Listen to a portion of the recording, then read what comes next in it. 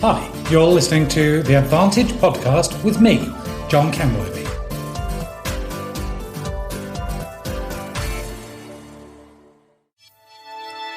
Hi there, this is John Kenworthy and welcome to this week's podcast. This week I'm talking all about trust. Because at the end of last week I was running a workshop for a local organisation and we played one of my favourite games, all about trust. It's a card game based on the prisoner's dilemma, where groups are playing with cards, they're only making one choice or another, and they have the opportunity to discuss strategy together. But they get a very limited time to do that, and most groups will choose that they're going to work together, they're going to all choose the same choice every time. One group, though, always betrays trust. I have played this game across the world with thousands of different groups, and one group will always betray the trust.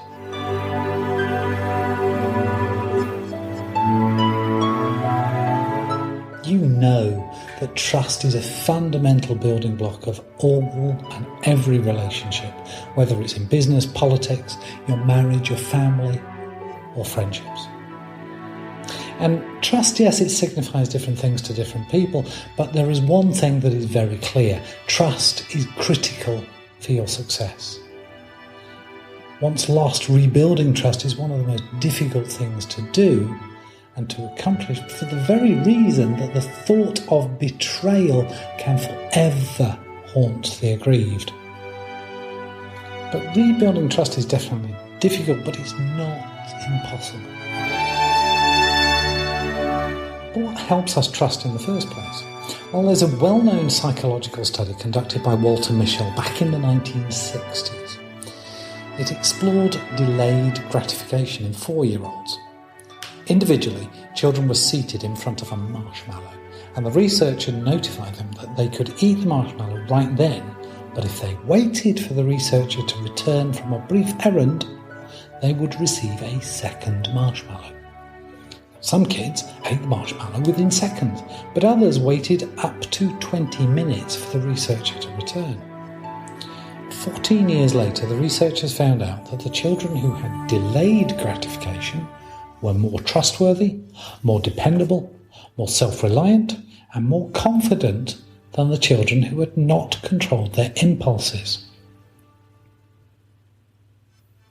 Trust is largely an emotional act, and it's based on a prediction of reliance. It's fragile, and like an eggshell, one tiny slip can shatter it. Trust pervades every aspect of our everyday lives.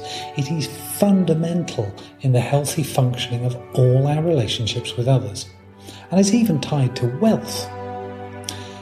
There was an article in Scientific American by Dr. Paul J. Zak, who's a neuroscientist at Claremont Graduate University, and he found out that trust is one of the strongest known predictors of a country's wealth.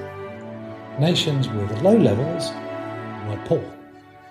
And in line, societies with low levels of trust are poor for the reason that the inhabitants undertake too few of the long-term investments that originate jobs and raise incomes.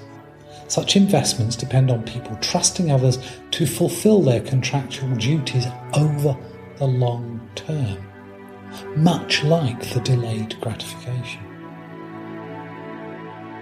In searching out to comprehend what was actually physically happening in the human brain that instilled trust, Zak found that oxytocin, what we know as the love hormone and the neurotransmitter, increases our propensity to trust others in the absence of threatening signals. We are indeed wired to trust each other, but as Dr. Zak points out, our life experiences may retune the oxytocin to a different set point, and thus to different levels of trust all through the course of our life. That is, once my trust has been betrayed, I now need more oxytocin before I have that feeling of trust again. When you are brought up in a secure, nurturing and caring background, our brains release more oxytocin when somebody trusts us, resulting in our reciprocating their trust. But by contrast, early experiences of pressure, uncertainty and isolation interfere with the development of a trusting disposition and reduce levels of oxytocin. And in today's climate, it's hardly surprising that study after study shows a decline in the trust that individuals have in business and political leaders and in institutions. The Edelman Trust Barometer back in 2009 found that close to 2 of every 3 adults surveyed in over 20 countries trusted corporations less than they did the year previously. And a 2004 study by Towers Perrin showed that only 44% of junior workers trusted their employees to tell them the truth, which is an alarming statistic, specifically given how much time and effort and concern are expended in crafting beautiful leadership communication for workers. So although we're faced with a disaster in trust and have ample examples of leaders who have eroded their employees, their customers and their shareholders' trusts, I believe that the majority of leaders walk the path of trustworthiness. That is, they want to be trustworthy. They want to exhibit that they trust and to be trusted. But if truth be told, it would be harrowing for an awful lot of leaders if they received feedback that others do not find them trustworthy. But being trustworthy in someone's eyes is based on their perception and can be strongly influenced by the fracture of trust in the world around them. Indeed, people do not automatically trust leaders nowadays. Trust is required to be earned by means of diligence, fidelity, and applied effort. So if lack of trust is an issue which causes you concern, what can you do to deal with the perceptions of trust? So here's an idea. Monitor your usage of I in your communications. Do an audit of your emails, for example, and see how normally you use I in preference to we.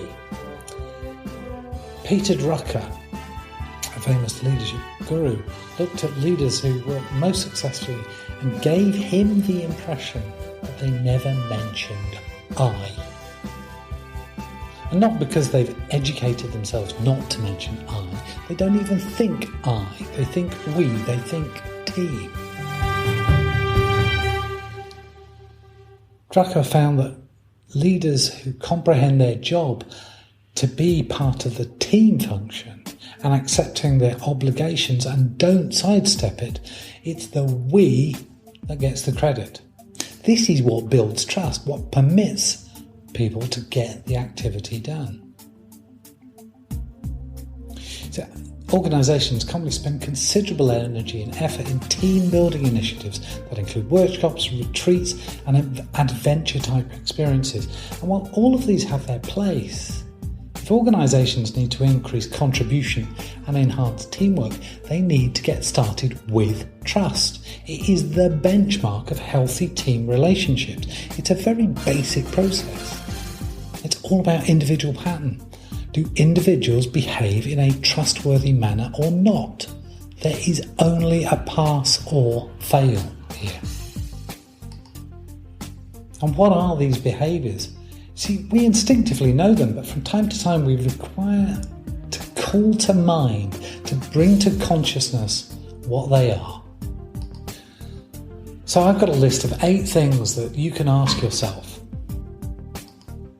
Because the thing is, you can't cause somebody else to be trustworthy. You can only choose to be trustworthy. Yes, people will, at some point, let you down. They will betray your trust. But that is not an excuse to betray the trust of others. So what can you do to make sure that you remain trustworthy? Ask yourself, do I share information that I know is useful to others, or do I withhold it? Do I treat everyone with kindness and compassion? Do I try to do well in my dealings with others? Do I follow by means of my commitments? Even though it's considerable personal expense, do I follow through? Fifthly, do I seize opportunities to encourage others, to catch them doing something good? Sixthly, am I just as glad about others' achievements as I am of my own? Do I celebrate when they are successful, even when I believe it should be my success? 7, do I consistently strive to deliver superb work? And 8thly, is candid a quality people would readily characterise of me? So do you share information or withhold it? Do you treat everyone with kindness or compassion? Do you try to do well in all your dealings with others? Follow through on all of your commitments, even when it costs you a lot. Seizing every opportunity to encourage others and appreciate them. Are you supportive of others' achievements, celebrating them for them? Do you consistently strive to deliver superb work even when nobody's watching? And is the word candid a quality people would readily characterise of you? Trust is power. It's the power to inspire and influence. It's the glue that bonds us to each other, that strengthens relationships and turns threads of connections into steel cables. Like 4-year-olds trusting that there will be a second marshmallow. Can your people trust that your word is your bond?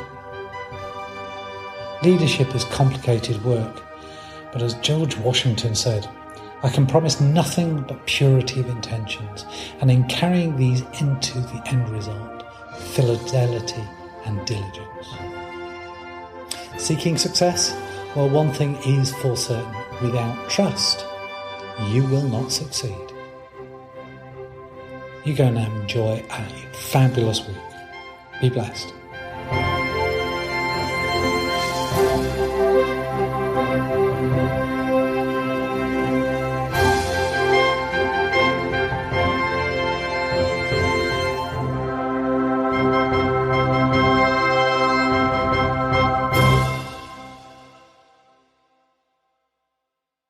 You've been listening to the Advantage podcast with me, John Cameron. To find out more, visit us at selsin.com.